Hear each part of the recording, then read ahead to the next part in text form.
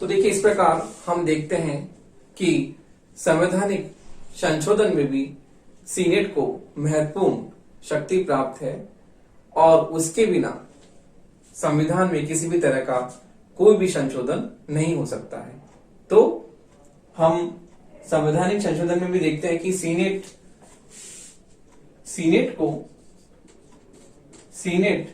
को इस क्षेत्र में महत्वपूर्ण शक्ति प्राप्त है। इस क्षेत्र में महत्वपूर्ण शक्ति प्राप्त है और उसके बिना शक्ति प्राप्त है और उसके बिना संविधान में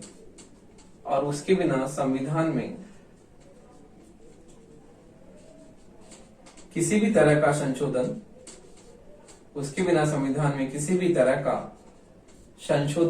नहीं हो सकता।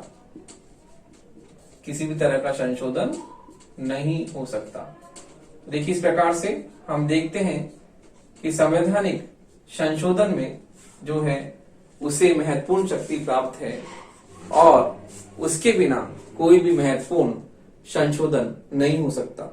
तो देखिए इस प्रकार अमेरिकी सीनेट जो है विधायी क्षेत्र के साथ साथ ही संवैधानिक संशोधन में भी जो है उसे महत्वपूर्ण शक्ति प्राप्त है। अगली शक्ति हम देखते हैं कि अगली शक्ति जो है सीनेट की क्या है। तो देखिए अगली शक्ति हम देखते हैं सीनेट की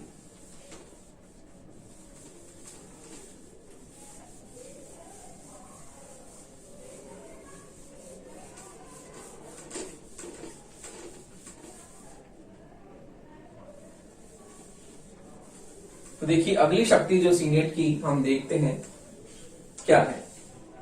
तो देखिए सीनेट की जो है अगली शक्ति के बारे में हम चर्चा करते हैं कि अगली शक्ति क्या है। तो देखिए वित्तीय शक्तियां एवं कार्य हम देखते हैं। सीनेट की जो है अगली शक्ति है वित्तीय शक्तियां एवं कार्य।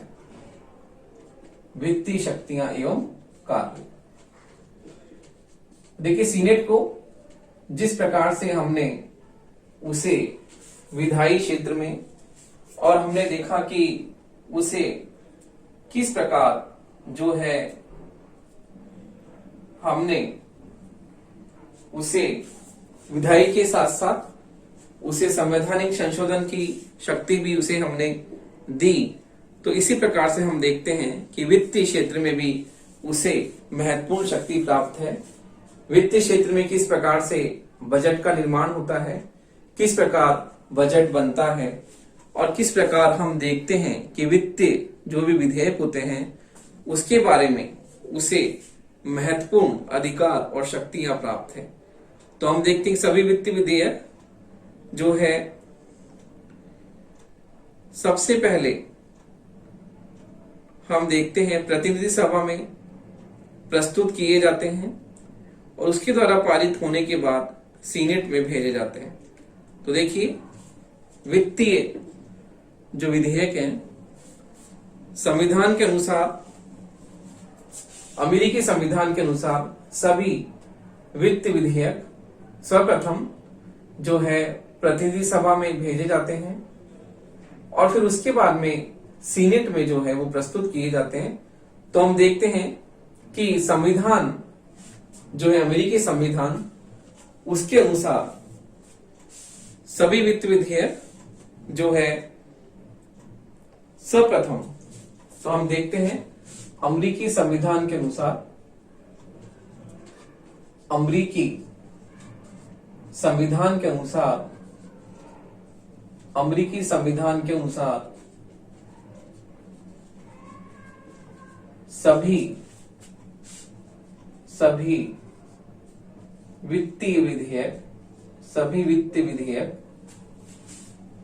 सभी वित्तीय विधेयक सर्वप्रथम प्रतिनिधि सभा में सर्वप्रथम प्रतिनिधि सभा में प्रस्तुत किए जाते हैं, प्रतिनिधि सभा में प्रस्तुत किए जाते हैं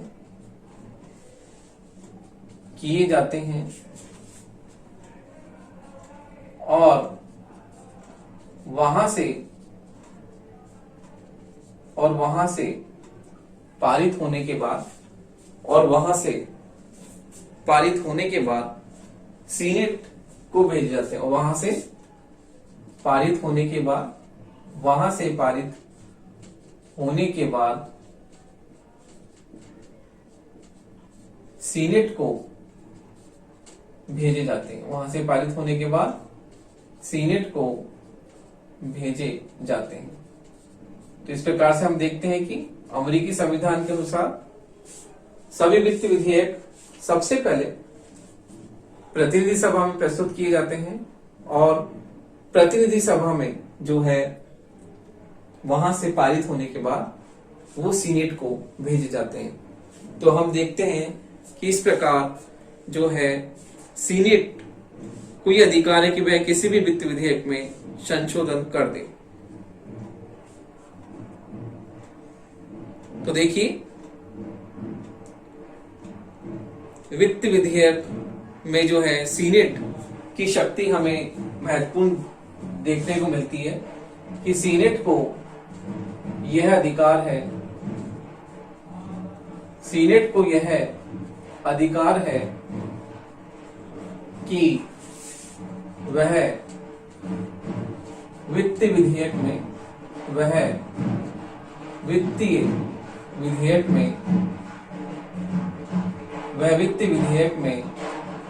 संशोधन कर दे। तो देखिए, सीनेट वित्तीय विधेयक में संशोधन कर सकती है और यह अधिकार केवल सीनेट को ही प्राप्त है कि वह वित्त विधेयक में संशोधन कर सकती है। लेकिन कोई भी वित्त विधेयक तब तक अंतिम रूप से पारित नहीं समझा जाता, लेकिन कोई भी वित्तीय विधेयक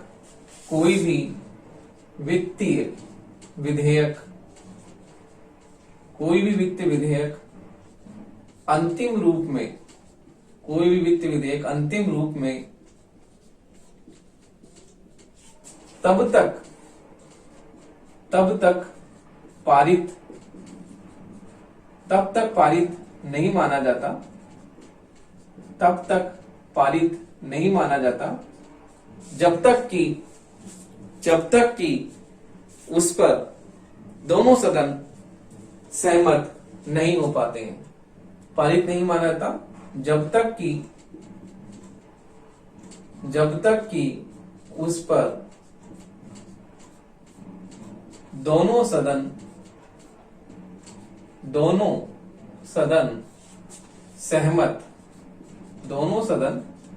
सहमत नहीं हो पाते हैं। दोनों सदन सहमत नहीं हो पाते हैं। तो इस प्रकार हम देखते हैं कि वित्त विधेयक में सीनेट को महत्वपूर्ण शक्ति प्राप्त है कि वित्त विधेयक वैसे तो किसी भी सदन में प्रस्तुत किया जा सकता है, लेकिन हम देखते हैं कि प्रतिनिधि सभा में पहले उसे प्रस्तुत करने की परंपरा अमेरिका में है और सबसे पहले वह प्रतिनिधि सभा में प्रस्तुत किया जाता है। वहां से पारित होने के बाद में सीनेट में उसे भेजा जाता है और सीनेट उसमें जो है संशोधन कर सकती है। तो हम देखते हैं कि वित्तीय जो विधेयक है उसमें सीनेट को महत्वपूर्ण शक्ति प्राप्त है कि वह वित्त विधेयक में संशोधन कर सकती है। प्रतिनिधि सभा को यह शक्ति प्राप्त नहीं है। प्रतिनिधि सभा जो है उसे महत्वपूर्ण रूप से उसे पारित कर सकती है, लेकिन सीनेट को यह शक्ति प्राप्त है कि वह वित्त विधेयक में संशोधन कर सकती है। और एक बात और है कि कोई भी वित्त विधेयक अंतिम रूप में तभी पारित माना जाता है जब उस पर दोनों सदनों में सहमति हो जाती है। तो कई बार ऐसा होता है, ऐसी स्थिति उत्पन्न हो जाए कि दोनों सदनों में जो है वित्त विधेयक को लेकर कोई गतिरोध उत्पन्न हो जाए, तो उस समय हम देखते हैं कि जो सम्मेलन समिति हमने पहले अभी आपको बताई थी कि सम्मेलन समिति के बारे में बताया था कि दोनों सदनों की संयुक्त रूप से ये समिति होती है जिसमें दोनों सदनों के जो है सदस्य समान रूप से जो है उसमें होते हैं, समान संख्या में दोनों सदनों के सदस्य संयुक्त रूप से उस सम्मेलन समिति में जो है सदस्य बनते हैं उसके। तो इस प्रकार हम देखते हैं कि यदि दोनों सदनों में वित्त विधेयक को लेकर कोई गतिरोध उत्पन्न हो जाए, दोनों में लेकर कोई भी किसी भी प्रकार का कोई मतभेद की स्थिति उत्पन्न हो जाए, तो उसमें जो है सम्मेलन समिति जो है वो फैसला करती है और सम्मेलन समिति जो होती है उसको ये सौंपा जाता है और जो व्यवहारिक दृष्टि से सीनेट के लिए लाभपूर्ण है। तो देखिए असहमति की स्थिति में वित्त विधेयक सम्मेलन समिति को सौंपा जाता है, जो कि कांग्रेस के लिए बहुत ही महत्वपूर्ण और लाभप्रद स्थिति है। अगली हम देखते हैं कि वित्त विधेयक के साथ साथ वित्तीय शक्ति के साथ साथ सीनेट को जो है अगली शक्ति कौन सी प्राप्त है। तो देखिए सीनेट को जो है वित्तीय शक्ति और विधायी शक्ति के साथ साथ कार्यपालिका शक्ति जो है उसे प्राप्त है। तो हम देखते हैं कि कार्यपालिका क्षेत्र में उसे क्या शक्तियां दी गई हैं। तो देखिए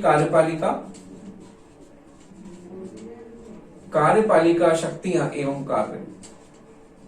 तो जिस प्रकार से अमेरिकी सीनेट को वित्तीय क्षेत्र में विधायी क्षेत्र में शक्तियां प्राप्त हैं, उसी प्रकार से उसे कार्यपालिका क्षेत्र में भी जो है महत्वपूर्ण शक्तियां प्राप्त है।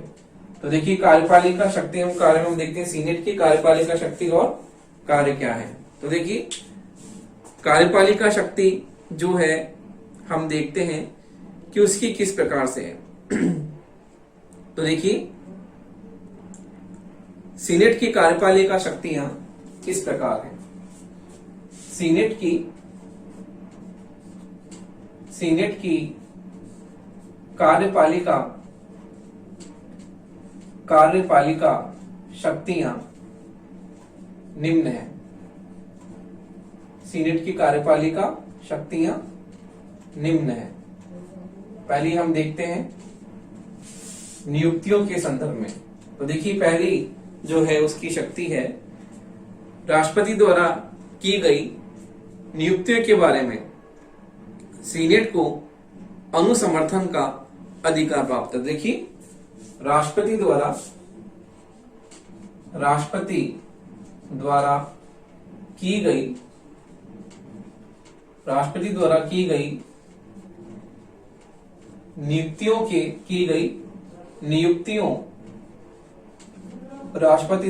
गई नियुक्तियों के संदर्भ में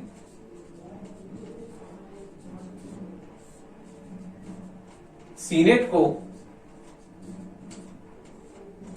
अनुसमर्थन प्राप्त है। सीनेट को अनुसमर्थन प्राप्त है। तो देखिए हमने पढ़ा था राष्ट्रपति की शक्तियों में कि राष्ट्रपति जो भी नियुक्तियां करता है, जो भी महत्वपूर्ण राजनीतिक नियुक्तियां राष्ट्रपति द्वारा की जाती हैं, उन नियुक्तियों के संदर्भ में जो है सीनेट को अनुसमर्थन का अधिकार प्राप्त है कि वो जो भी नियुक्तियां करता है वो सीनेट द्वारा जो है उसे पारित होनी चाहिए। तो देखिए इस प्रकार हम देखते हैं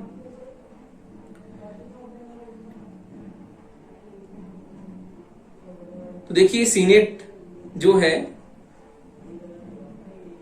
राष्ट्रपति जो भी नियुक्तियां करता है उन नियुक्तियों को सीनेट को यह अधिकार है कि उन नियुक्तियों को रद्द कर दे। तो देखिए राष्ट्रपति जो है नियुक्तियां करता है उसमें हम देखते हैं कि सीनेट का अनुसमर्थन उन्हें प्राप्त होना बहुत ही आवश्यक है और यदि सीनेट का अनुसमर्थन नहीं मिलता है तो राष्ट्रपति द्वारा की गई नियुक्तियां रद्द समझी जाती हैं। तो इसमें हम देखते हैं कार्यपालिका क्षेत्र में नियुक्तियों के संदर्भ में भी सीनेट को महत्वपूर्ण शक्ति प्राप्त है। अगली हम देखते हैं कि राष्ट्रपति द्वारा की गई संधियों के बारे में सीनेट को अनुसमर्थन का अधिकार प्राप्त है। तो राष्ट्रपति द्वारा की गई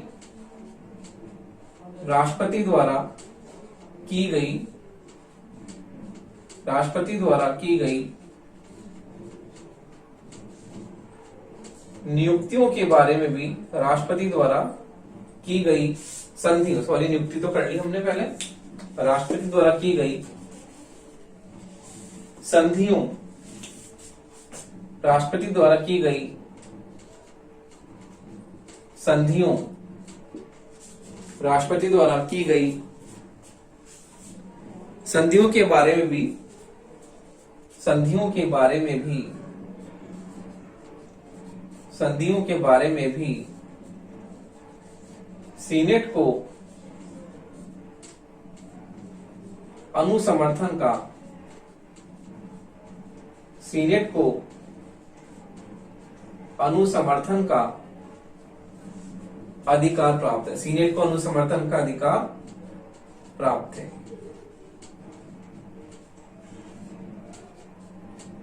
सीनेट को अनुसमर्थन का अधिकार प्राप्त है। तो देखिए राष्ट्रपति द्वारा जो संधियां की जाती है उस पे भी सीनेट का अनुसमर्थन मिलना जरूरी है। यदि किसी संधि पत्र पर सीनेट अपने 2/3 बहुमत से वह जो है अपनी स्वीकृति प्रदान नहीं करती, तो राष्ट्रपति जो भी संधियां समझौते करता है उन संधियां समझौते पर सीनेट का 2/3 बहुमत मिलना बहुत ही महत्वपूर्ण है। और यदि सीनेट अपना 2/3 समर्थन उस संधि समझौते पर नहीं प्रदान करती, उसे स्वीकृति प्रदान नहीं करती, तो वह संधि और समझौता जो है जो रद्द माना जाता है उसका कोई महत्व नहीं होता। तो इस प्रकार हम देखते हैं कि राष्ट्रपति द्वारा जिस प्रकार से नियुक्तियों के बारे में भी सीनेट को समर्थन प्राप्त है, 2/3 बहुमत उसे देना होता है, उसी प्रकार से राष्ट्रपति द्वारा की गई संधियों के बारे में सीनेट को 2/3 बहुमत जो है, सीनेट को 2/3 अनुसमर्थन देना होता है। यदि सीनेट उसे अनुसमर्थित नहीं करती, उसे अपना समर्थन नहीं देती, स्वीकृति प्रदान नहीं करती, तो संधि और समझौते अस्वीकृत समझे जाते हैं, रद्द समझे जाते हैं। तो इस प्रकार हम देखते हैं कि कार्यपालिका क्षेत्र में जो है किस प्रकार उसे महत्वपूर्ण शक्ति प्राप्त है। अगला है सीनेट को यह अधिकार है कि वो प्रशासन के विभिन्न विभागों में, सीनेट को यह अधिकार है, सीनेट को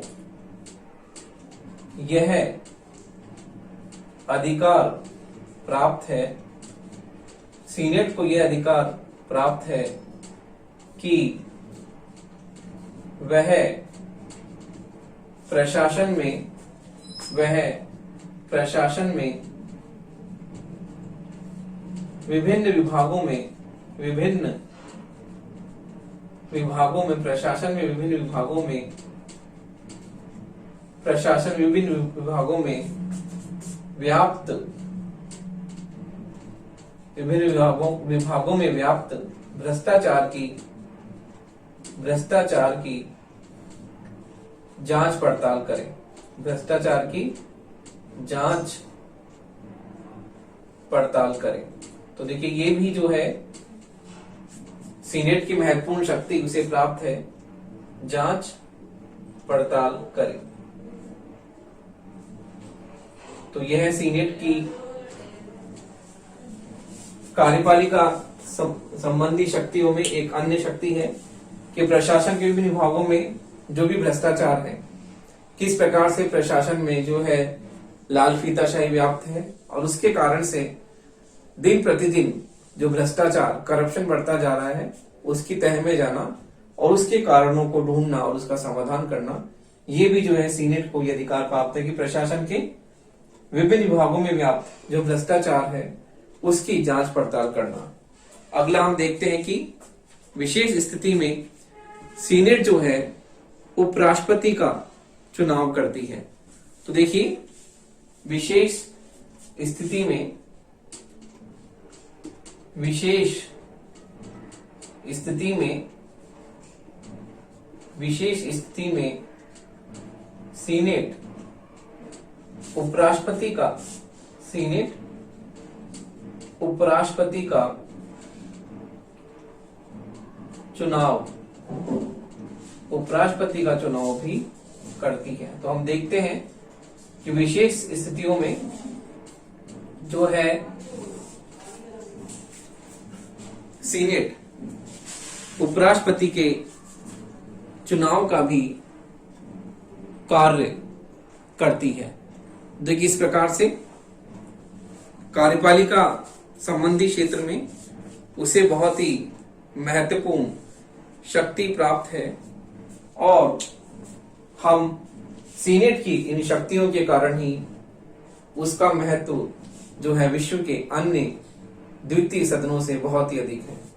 तो इस प्रकार हम देखते हैं कि सीनेट की जो शक्तियां और कार्य है कार्यपालिका संबंधी क्षेत्र में कि राष्ट्रपति द्वारा की गई नियुक्तियां, राष्ट्रपति द्वारा की गई संधियों को उसका अनुसमर्थन प्राप्त होना चाहिए। इसी प्रकार से सीनेट प्रशासन विभिन्न विभागों में भी आप भ्रष्टाचार की जांच पड़ताल करती है और विशेष स्थिति में सीनेट जो है उपराष्ट्रपति का चुनाव भी करती है। तो देखिए हम इसकी जिस प्रकार से हमने वित्तीय और कार्यपालिका शक्तियां पढ़ी, उसी प्रकार हम इसकी न्यायिक क्षेत्र में जो इसे शक्तियां प्राप्त हैं उसके बारे में भी चर्चा करते हैं कि जिस प्रकार सीनेट को विधायी, कार्यपालिका और संवैधानिक संशोधन में जो उसे शक्तियां प्राप्त हैं, उसी प्रकार वित्तीय क्षेत्र में भी उसे क्या शक्तियां, न्यायिक क्षेत्र में भी, क्योंकि वित्तीय क्षेत्र की शक्तियां भी हमने पढ़ी हैं, कार्यपालिका की शक्तियां भी पढ़ी हैं और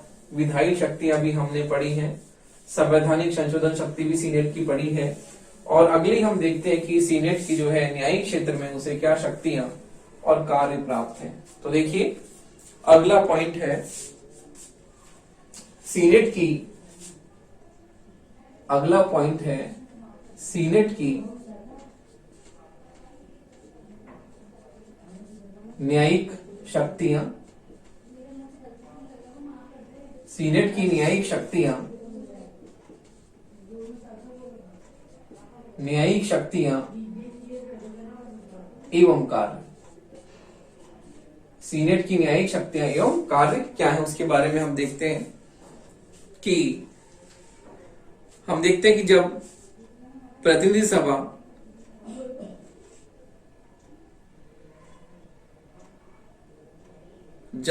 सभा जो है राष्ट्रपति या उपराष्ट्रपति के खिलाफ, हम देखते हैं कि जब प्रतिनिधि सभा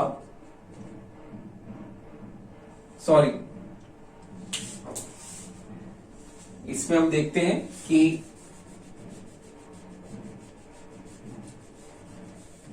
न्यायिक क्षेत्र में जो है हम इसकी शक्तियां देखते हैं कि जब प्रतिनिधि सभा राष्ट्रपति, हम सही कर रहे थे, जब प्रतिनिधि सभा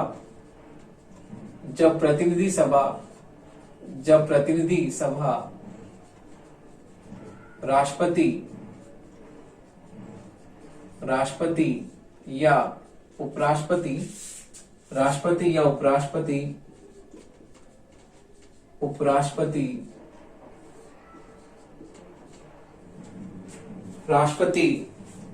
या उपराष्ट्रपति या किसी प्रमुख संघीय पदाधिकारी या किसी प्रमुख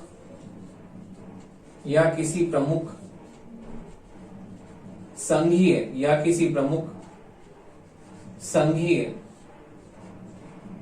पदाधिकारी के खिलाफ महाभियोग, पदाधिकारी के खिलाफ, संघीय पदाधिकारी के खिलाफ महाभियोग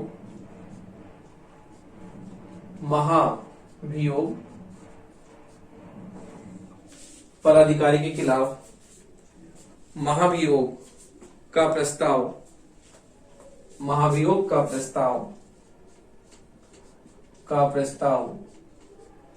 2/3 बहुमत से 2/3 बहुमत से पारित करके सीनेट में भेजती है, 2/3 बहुमत से पारित करके सीनेट में भेजती है, सीनेट में भेजती है, तो वह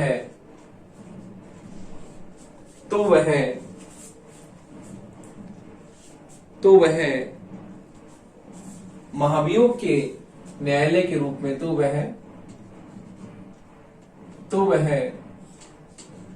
महाभियोग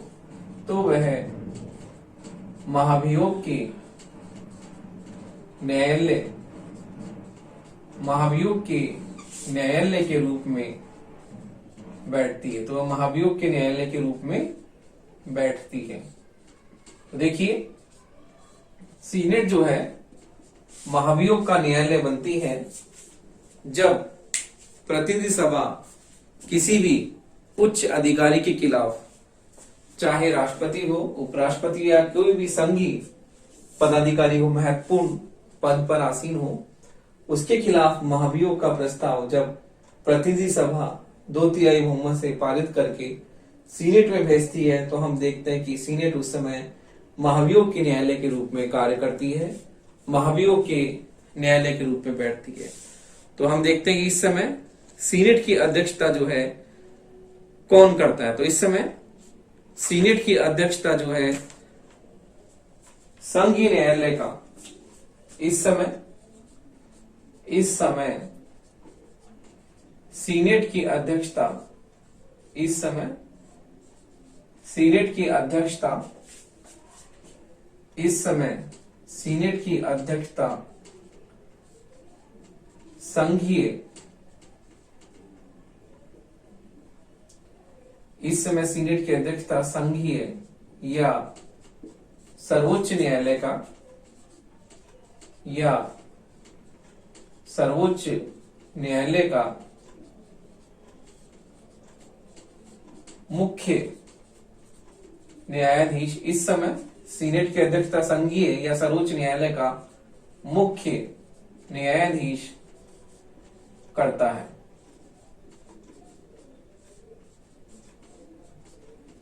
संघीय या सर्वोच्च न्यायालय का मुख्य न्यायाधीश करता है। तो यदि सीनेट के सदस्य 2/3 बहुमत से, यदि सीनेट के सदस्य 2/3 बहुमत से, यदि सीनेट के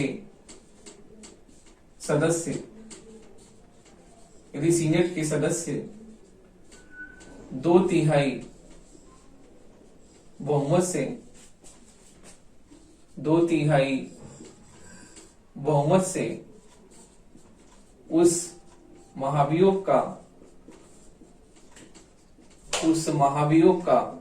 प्रस्ताव, उस महाभियोग का प्रस्ताव जो है, उस महाभियोग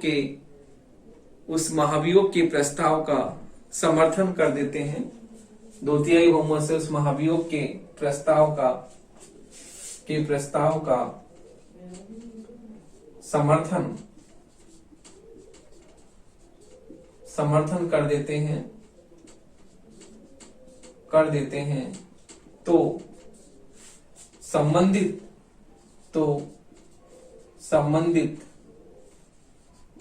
अधिकारी को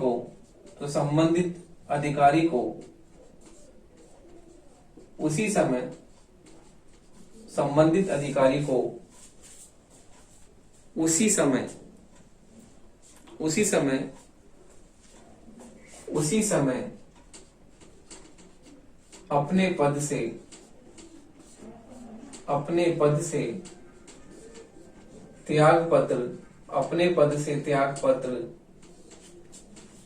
अपने पद से त्याग पत्र देना पड़ता है। देखिए, संबंधित अधिकारी को उसी समय अपने पद से त्यागपत्र देना पड़ता है। तो हम देखते हैं कि सीनेट जो है महाभियोग के न्यायालय के रूप में बैठती है जब प्रतिनिधि सभा राष्ट्रपति या उपराष्ट्रपति या किसी संघीय पदाधिकारी, सर्वोच्च पदाधिकारी के खिलाफ महाभियोग का प्रस्ताव 2/3 बहुमत से पारित करती है, तो सीनेट में भेजती है, तो वह महाभियोग के न्यायालय के रूप में बैठती है। सीनेट उस समय महाभियोग का न्यायालय के रूप में कार्य करती है और इस समय सीनेट की अध्यक्षता कौन करता है? सर्वोच्च न्यायालय का मुख्य न्यायाधीश उसकी अध्यक्षता करता है। तो हम देखते हैं कि सीनेट के सदस्य 2/3 बहुमत से उस महाभियोग के प्रस्ताव का समर्थन कर देते हैं, उसे पास कर देते हैं, तो संबंधित अधिकारी को उसी समय अपने पद से त्यागपत्र देना पड़ता। तो हम देखते हैं कि सीनेट की जो है न्यायिक क्षेत्र में उसे महत्वपूर्ण शक्ति प्राप्त है और इस प्रकार हम यह कहते हैं कि सीनेट को पर्याप्त शक्तियां प्राप्त हैं और सिद्धांत की दृष्टि से हम देखते हैं कि सीनेट जो है कांग्रेस का द्वितीय सदन है, लेकिन शक्ति एवं प्रभाव की दृष्टि से प्रतिनिधि सभा से वह आगे का सदन है, क्योंकि प्रतिनिधि सभा को इतनी शक्तियां प्राप्त नहीं है जितनी की सीनेट को। तो निष्कर्षतः हम ये कह सकते हैं कि जो प्रतिनिधि सभा की तुलना में सीनेट को महत्वपूर्ण शक्तियां और अधिकार प्राप्त हैं और इस प्रकार से हम देखते हैं कि सीनेट जो है संविधान निर्माता भी उसे शक्तिशाली रूप में देखना चाहते थे।